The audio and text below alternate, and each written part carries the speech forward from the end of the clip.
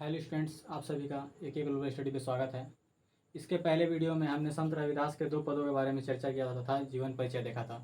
चलिए अब देर न करते हुए हम इसके बाकी के बचे 3 पद को देखते हैं। तो बच्चों, इस पद का पहला लाइन है, अविगत नाथ निरंजन देवा, मैं का जानू तुम्हारी सेवा। अर्थात ईश्वर अवगत हैं जिन्हें कोई नहीं जान सका है, मैं उनकी सेवा किस प्रकार कर सकता हूँ, उन्हें किस प्रकार प्रसन्न कर सकता हूँ। अगले लाइन में है बच्चों, बांधू न बंधन छाऊं न छाया, तुम्हारी सेव निरंजन राया, चरण पताल शीस असमाना, सो ठाकुर कैसे संपत्ति समाना। अर्थात बच्चों, मैं ईश्वर के लिए कोई कुटी नहीं बनाने वाला हूँ, कोई देवस्थल नहीं बनाने वाला हूँ, मैं तो केवल उनकी आराधना करना चाहता हूँ। जिस ईश्वर के चरण पताल में तथा शीस आसमान में है, उन ईश्वर को मैं आखिर किस प्रकार अपने नेत्रों में अथवा मंदिर में बसा सकता हूँ। अगली लाइन में है बच्चों, शिव सनकादि अंत न पाया, खोजत ब्रह्म जन्म गवाया, तोड़ू न पाती पूजू न देवा, सहज समाजी करे हरि सेवा। अर्थात बच्चों, जिस निर्गुण निराकार ईश्वर को शिव नहीं पा सके, सनक जैसे ऋषि आदि नहीं पा सके, जिसे खोजते खोजते ब्रह्मा ने अपने जीवन को गवा दिया, उसे कोई वाह या डंबर से या पूजा पाठ करके नहीं पा सकता, अथवा ईश्वर को प्राप्त करने का एकमात्र उपाय सहज समाधि है। नख प्रसेद जाके सुरसुरी धारा, रोमावली 18 भारा, चारि वेद जाके सुमृत सांसा, भक्ति हेत गावे रह दासा। अर्थात बच्चों, जिस ईश्वर के नख से अर्थात नाखून से गंगा जैसी धारा प्रवाहित होती है, जिस ईश्वर के रोम रोम में 18 पुराण बसे हैं, तथा जिस ईश्वर के सांसों में 4 वेद समाये हुए हैं, उस निर्गुण निराकार ईश्वर की भक्ति संत रैदास जी करते हैं। आइए बच्चों, अब हम इस चौथे पद को देखते हैं। राम बिन संशय गाठ न छूटे, काम क्रोध मोह मद माया इन पंचन मिले लूटे। इसका अर्थ है बच्चों, जब तक राम की कृपा नहीं होती तब तक संशय की गांठ नहीं छूट सकती। काम क्रोध मोह मद माया इन पांचों ने मिलकर हमें लूट रखा है, अर्थात ईश्वर से हमें विमुख कर दिया है और सांसारिक विषय वासनाओं में लिप्त कर दिया है। आइए बच्चों, हम अब अगली लाइन देखते हैं। हम बड़ कवि कुलीन हम पंडित, हम जोगी सन्यासी, ज्ञानी गुनी सूर हम दाता, यह मदी कदे न नासी। अर्थात बच्चों, प्रस्तुत अंश में संत रैदास जी कह रहे हैं कि जिनके ऊपर ईश्वर की कृपा नहीं होती है, उन्हें लगने लगता है कि उनसे बड़ा कुल किसी का नहीं है, वही सबसे बड़े कवि हैं, वही सबसे बड़े पंडित हैं, उनसे बड़े सन्यासी कोई नहीं है।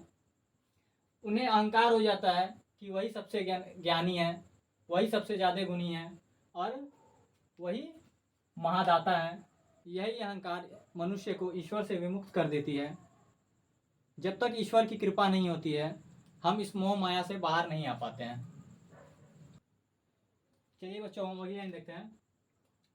पढ़े गुने कुछ समझी न पड़ई, जो लो अनुभव भाव न दर्शय, लोहा हर न होई छुकैसे, जो पारस नहीं परसै। अर्थात बच्चों, प्रस्तुत अंश में संत रैदास जी का कहने का भाव यह है कि जब तक हमारे हृदय में ईश्वर के प्रति सच्ची भाव, सच्ची प्रेम नहीं आती है, तब तक हम कितनी भी वेद पुराण क्यों न पढ़ लें, हमें मोक्ष की प्राप्ति नहीं होगी।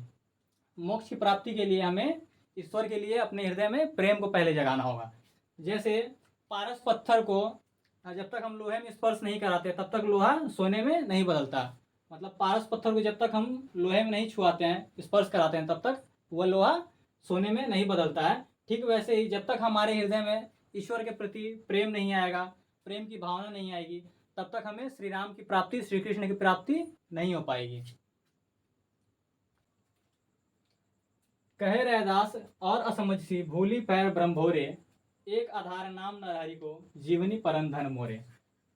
प्रस्तुत अंश में बच्चों संत रैदास जी कह रहे हैं कि ईश्वर तो अंतर्यामी है, ईश्वर सब जानते हैं कि मनुष्य अपनी अज्ञानता के कारण ईश्वर से विमुख हो चुका है और इस संसार की मोह माया में लिप्त हो गया है। अर्थात हमें संसार के मोह माया से मुक्त होने के लिए एकमात्र उपाय क्या है? नरहरि का नाम, अर्थात श्री कृष्ण का नाम। यही संत रैदास जी का जीवन का प्राणधन है। उम्मीद करता हूँ बच्चों कि आप सभी को यह पद समझ में आ चुका होगा। चलिए हम अगली पद की ओर चलते हैं। चलिए बच्चों, अब हम संत रैदास जी की अंतिम पंक्ति को देखते हैं। रेचित चेती कहे अचेत के, वाल्मीकि देखी रे, जाति ये कोई पद न पहुँचया, राम भक्ति विशेष रे। अर्थात बच्चों, इस अंश में संत रैदास जी अपने मन को समझाते हुए कहते हैं कि हे मन, तुम अचेत क्यों हो रहे हो? हे मन, तुम अचेत क्यों हो रहे हो? वाल्मीकि को देखो, वाल्मीकि किसी विशेष जाति का नहीं था, वह किसी ऊंची जाति का नहीं था, परंतु उसने श्री राम की भक्ति की और श्री राम की भक्ति करने का फल उसे यह प्राप्त हुआ कि वह एक ऊंची पद को पहुंच गया, उसे एक ऊंचा पद क्या हुआ? प्राप्त हुआ। इसीलिए मन, तुम भी जागो और श्री राम की भक्ति करो। श्री राम की भक्ति करने के लिए कोई ऊंचे पद की आवश्यकता नहीं पड़ती है। अगली लाइन में संत रैदास जी कह रहे हैं बच्चों, षष्क्रम सहित जो विप्र होते, हरि भक्ति चित दृढ़ नाही रे, हरि कथा सुहाय नहीं, सुप्च तुले ताही रे। अर्थात बच्चों, जिस ब्राह्मण के लिए निर्धारित किए गए षष्क्रम अर्थात अध्ययन अध्ययन, यजन याजन, दान यज्ञ आदि करने के बाद भी उनका मन हरि की कथा में नहीं लगता, ईश्वर की भक्ति में नहीं लगता है, वो ब्राह्मण कुल में होते हुए भी एक चंडाल के समान है। अगले लाइन में बच्चों संत रैदास जी कह रहे हैं, मित्र शत्रु अजाति सबते, अंतरी लावे हेत रे, लोग बाकी कहाँ जाने, तीनी लोग पवित्र रे। अर्थात इस लाइन में संत रैदास जी का कहने का तात्पर्य यह है बच्चों कि कोई भी मनुष्य जन्म किसी का शत्रु मित्र नहीं होता, जन्म से वह एक जाति में नहीं जन्मते, अलग अलग जाति में सब जन्मते हैं।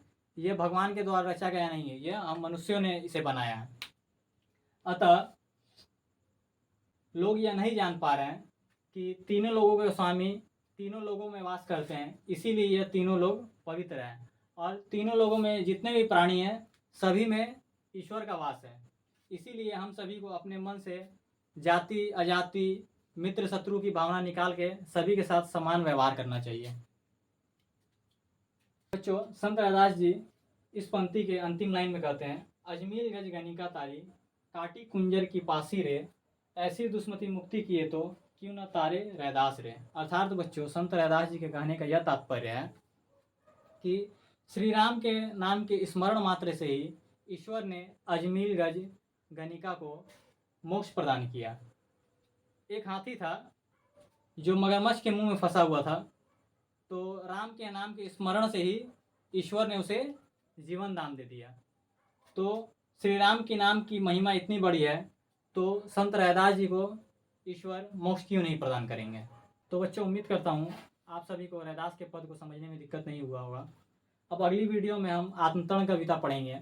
तो बच्चों, आप सभी को अगर ये वीडियो अच्छा लगा तो इस वीडियो को लाइक कीजिए और चैनल को सब्सक्राइब कीजिए, ताकि हमारा आत्मविश्वास बढ़ सके और हम इसी प्रकार आप सभी के लिए नई नई वीडियो ला सकें।